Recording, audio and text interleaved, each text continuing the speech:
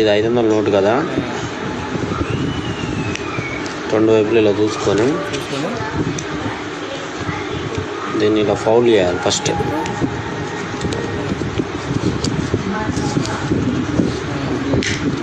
Foul చేసాం కదా.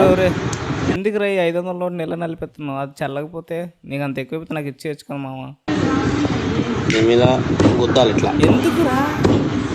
కొట్టినాం కదా, కొట్టిన తర్వాత ఓపెన్ చేసి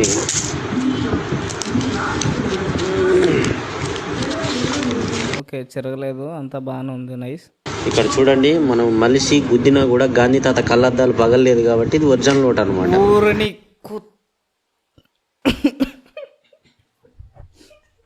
అంటే ఇప్పుడు అది ఒరిజినల్ నోటో ఫేక్ నోటో తెలుసుకోవాలంటే ఈ మెథడ్ అయినా పోగిరి మాదిరి ట్విస్ట్ అయ్యా. నేను ఏం చేస్తున్నాడా అని చూసాను.